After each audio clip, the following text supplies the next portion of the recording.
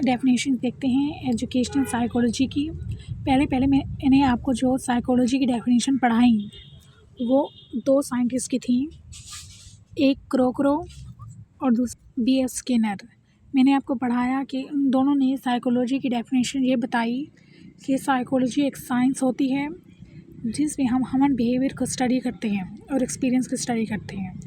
और क्रोकरो ने बताया कि साइकोलॉजी जो है वो ह्यूमन बिहेवियर और ह्यूमन रिलेशनशिप्स को स्टडी करने का नाम है। अब क्रोकरो एजुकेशन साइकोलॉजी की डेफिनेशन बता रहा है।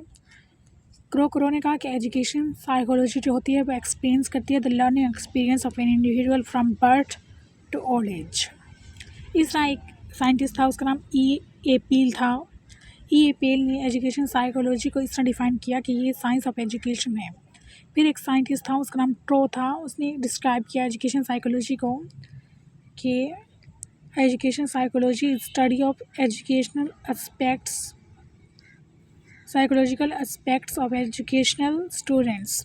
स्टीफन ने कहा कि psychology is the study of the growth and development of students, या फिर educational growth is the study of educational growth and development. ये सारी डेफिनेशंस दी हैं डिफरेंट साइंटिस्ट ने एजुकेशनल साइकोलॉजी की। तो हम कह सकते हैं कि जो एजुकेशनल साइकोलॉजिस्ट होता है उसका जो काम है वो रिजेंबल करता है विद इंजीनियर के साथ, क्योंकि एक इंजीनियर एक टेक्निकल एक्सपर्ट होता है। इस तरह एजुकेशन साइकोलॉजिस्ट जो होता है वो भी एक्सपर्ट होता है एजुकेशन में भी और साइकोलॉजी में भी, ताकि वो डील कर सके ह्यूमन बिहेवियर को एजुकेशनल सिचुएशंस में और एजुकेशनल स्टूडेंट्स के साइकोलॉजिकल एस्पेक्ट्स को डील कर सके और एजुकेशनल ग्रोथ एंड डेवलपमेंट को स्टडी कर सके। ये एजुकेशन साइकोलॉजिस्ट का रोल होता है।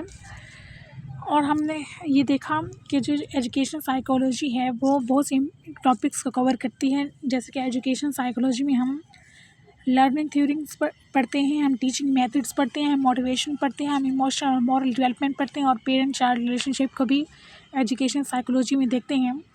एजुकेशन साइकोलॉजी सिर्फ साइंस ऑफ एजुकेशन नहीं बल्कि ये साइंटिफिक डिसिप्लिन भी है जो कि इम्पोर्टेंट क्वेश्चंस को एड्रेस करता है, जैसे कि क्यों कुछ स्टूडेंट्स को ज़्यादा पढ़ना चाहिए और लर्निंग को इम्प्रूव करने के लिए क्या किया जा सकता है, यानी why do some students learn more than others and what can be done to improve the learning.